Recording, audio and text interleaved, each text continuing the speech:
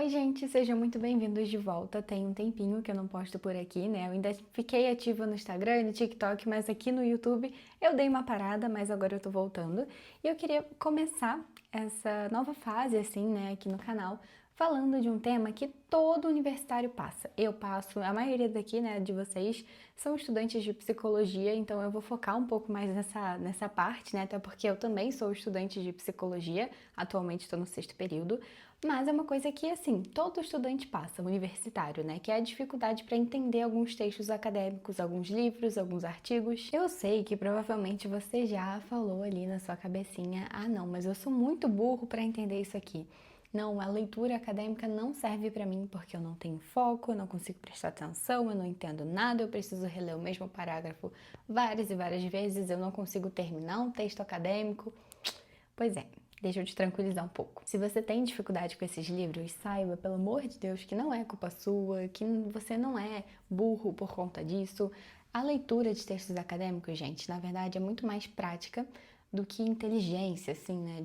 Nossa, só quem consegue ler aquilo e entender de fato logo na primeira vez que lê é inteligente. Até pessoas ultra mega experientes, assim, ainda tem dificuldade, porque é uma leitura mais científica, é uma leitura mais difícil, a gente não está acostumada, é exercício, é treino. Esse tipo de leitura, né, exige muito mais concentração, exige que você fique ali focado ali, o que é difícil, porque a linguagem é difícil, exige que você tenha uma análise crítica sobre aquilo que você está lendo. Gente, assim, exige tantas coisas que a gente não entender de primeira é a coisa mais comum do mundo, principalmente para quem está entrando na faculdade, de qualquer faculdade, né? Eu ia falar de psicologia, mas para qualquer universidade, porque existe ali um vocabulário científico que a gente tem que ir aprendendo aos pouquinhos. Não é que a gente vai entrar na faculdade e vai saber de tudo. Ou até mesmo, me formei na faculdade, agora eu já sei ler qualquer coisa. Não. Tem pessoas, professores com doutorado, pós-doutorado, que ainda têm dificuldade, porque isso é comum, tá? Não tem nada a ver com você ser burro, não tem nada a ver com essas questões, assim, que normalmente a gente acha, né? Que, fulaninho consegue, eu não consigo, é porque ele é inteligente e eu sou burro. Mas, na verdade, pode ser que fulaninho já praticou aquilo várias e várias vezes e você tá começando agora, tá no processo. É completamente normal. Outro motivo que faz com que a gente não consiga gostar muito daquilo, entender e realmente focar, né, naquilo que a gente está fazendo, que é a leitura acadêmica, é a gente fazer só por obrigação. Eu sei que tem algumas matérias na faculdade que o professor chega e passa um capítulo de um livro inteiro para você ler e você não gosta daquela matéria e tem que ali sentar e focar naquilo. Eu sei, tá? E aí, a partir disso, a gente precisa buscar motivações fora daquele conteúdo. Então, como você gosta de estudar, eu, tá, falando de mim, gosto de ter uma velhinha do lado, eu gosto de ter um café, eu gosto de ser um ambiente silencioso, eu gosto de montar toda uma estrutura, todo um ambiente em volta para que eu me motive um pouquinho mais para ler aquele conteúdo ali que eu tô lendo só porque o professor mandou. Só que a motivação, ela é muito importante, tá, gente? Motivação não é aquele papo de coach assim. Não é isso, não, papo de coach é de disciplina, né? Que você tem que ter disciplina, mas a disciplina ela não existe se você não tiver motivação. Então você precisa ter motivação. Motivação é motivo para agir, ok? Então, para conteúdos assim que só são difíceis, mas que você tem interesse de estudar, você ter uma motivação para fazer aquilo é muito bom. E uma motivação além das metas. Porque eu sei que às vezes a gente põe, eu quero ler, tem uma meta de ler, sei lá, um capítulo por semana. E às vezes a gente sabe que isso não acontece, né? Por vários e vários motivos. Aconteceu alguma coisa na minha vida pessoal, tive que focar mais tempo em tal coisa, não consegui ter tempo para ler.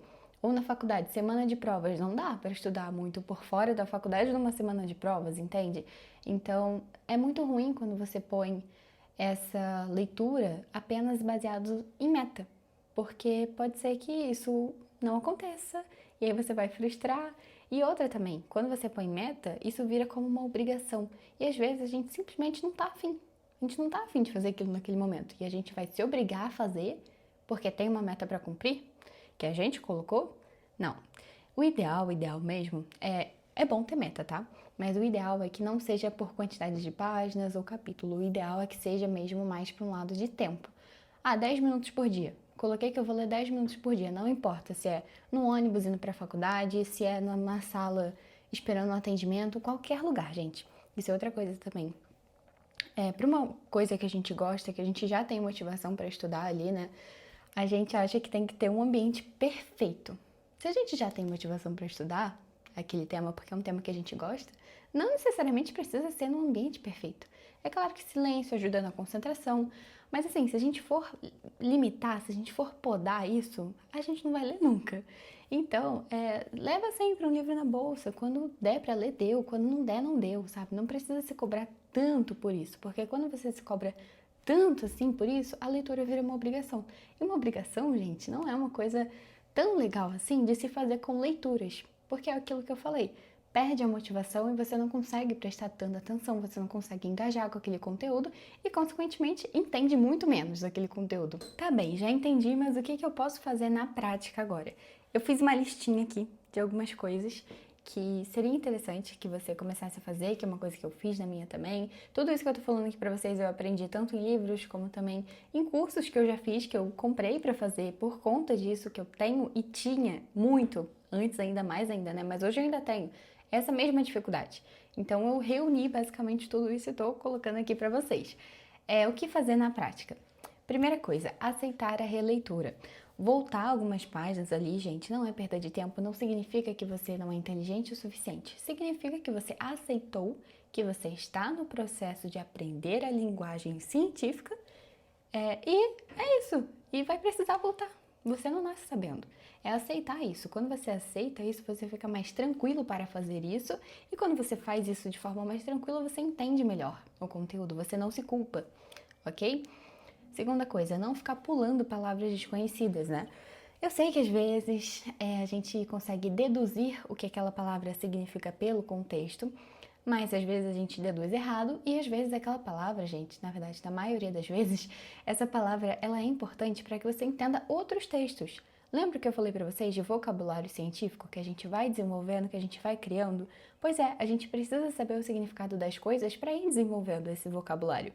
Então, se você viu uma palavra ali que você não conhece, para o que você está fazendo, não tem problema. Vai pesquisar ali no Google, ChatGPT, qualquer coisa, o que aquela palavra significa, para que aos pouquinhos você vai ali construindo esse vocabulário, tá bem? Terceira coisa, anotar as suas impressões com as suas próprias palavras. Aí aonde fazer isso? Qualquer lugar. Não tem lugar certo. No caderno, no livro. Eu gosto de fazer no livro mesmo, tá?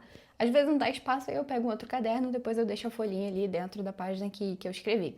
Mas pode ser qualquer lugar. Eu sei que tem algumas pessoas que têm pena de rabiscar no livro. Eu não tenho pena, não. Eu saio rabiscando qualquer coisa. Mas enfim, anotar as suas impressões com suas palavras é bom porque você força o seu cérebro a prestar atenção, a organizar, né, aquele negócio que você acabou de ver na sua cabeça, a organizar e a explicar. Porque quando você escreve ali com as suas palavras, você está explicando para você mesma com as suas palavras. E isso faz com que o seu cérebro ali se force a organizar aquelas ideias e isso faz com que você entenda melhor aquele conteúdo. É uma leitura mais ativa, não é uma leitura tão passiva. Quando você faz isso, você está pegando mais essa leitura ativa e realmente se envolvendo com o texto. Quarta, essa eu já falei para vocês, mas vale repetir, que é não esperar o momento perfeito para ler, que é carregar sempre um livro que você tem interesse para os lugares, assim, e aí quando der, você lê. Quando não der, não deu, tá tudo certo, não se cobre tanto por isso, ok? Agora, gente, queria falar um pouco com vocês sobre interpretar um texto acadêmico, que tem algumas coisas que a gente pode fazer, né, que ajudam muito a interpretar melhor um texto acadêmico. Até agora a gente viu algumas dicas na prática de como você pode melhorar um pouquinho essa leitura, mas a interpretação é muito importante ainda.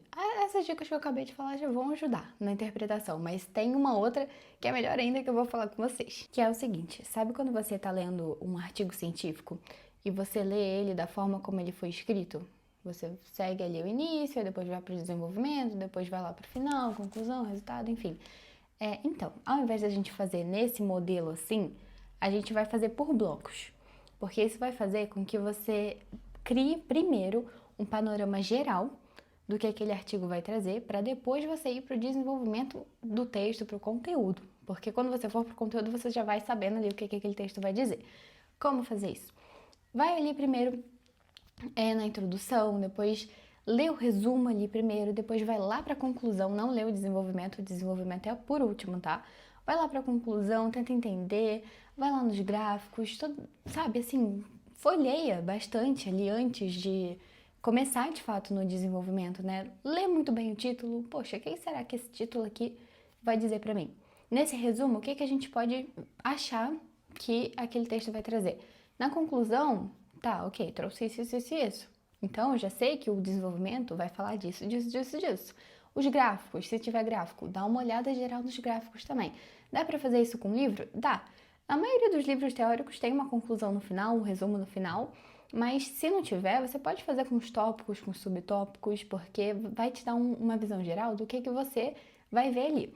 E aí, quando você for para o desenvolvimento, você vai já sabendo ali mais ou menos e tendo uma ideia.